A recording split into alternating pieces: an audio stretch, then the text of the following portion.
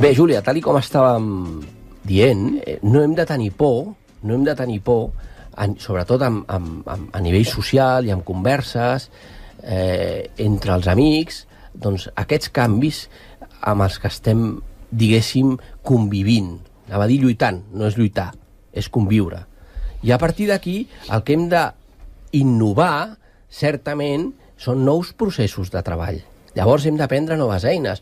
Clar, del segle XIX al segle XX, si ens fixem una miqueta, el 80% de la població vivia al camp i es treballava al camp. I després es va passar a la indústria, i això va suposar un canvi, i va suposar un canvi important. Però la societat, és a dir, tots nosaltres, vam aprendre processos industrials i ens vam anar tecnificant i els vam anar a aprendre. Ara hem de conviure amb aquests processos industrials que ja es van iniciar i, a més, hem d'incorporar uns processos que els diem digitals. Perquè hem après que hi ha eines, com molt bé m'estava apuntant sottovoce el Lluís fa escassos minuts, intangibles. És a dir, no les podem tocar, però estan treballant processos i estan treballant amb nosaltres. Referent a això, li vull donar la paraula al Lluís precisament amb aquest tema, perquè, clar, nosaltres en principi sembla ser que estem en dos mons. Jo, diguéssim, per professió, per formació i per ideologia, estic molt immers al món de les noves tecnologies, amb tecnòlegs de diferents característiques. Clar, nosaltres el que són intangibles ja ho tenim, diguéssim, a l'ADN, ho tenim assumit. Però els processos amb els que està treballant el Lluís i molts professionals com el Lluís, que són processos més empresarials, més amb emprenedors, més amb empreses, més amb empresaris, més amb processos socials, amb integració, diguéssim, de processos socials amb característiques empresarials, doncs sembla que són, diguéssim, punts que no tenen res a veure entre si, en absolut.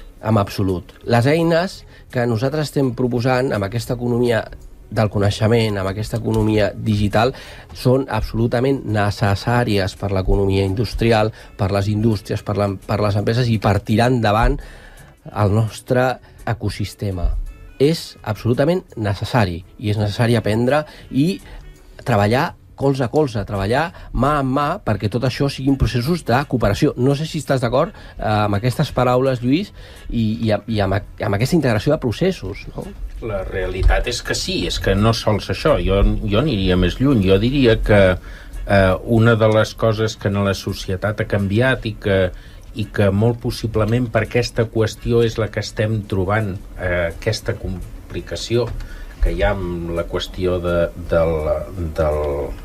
l'atur i del treball, és que el temps en el que dura el coneixement après, ja sigui en el món laboral o en el món universitari, és molt més curt del que durava anys abans. Ens trobem amb un problema. La gent no pot estudiar qualsevol cosa, parar-se d'estudiar i pensar que treballarà tota la vida amb aquesta cosa que ha estudiat, perquè la pròpia realitat està amb una velocitat d'abans que ens deixa contínuament desfasats.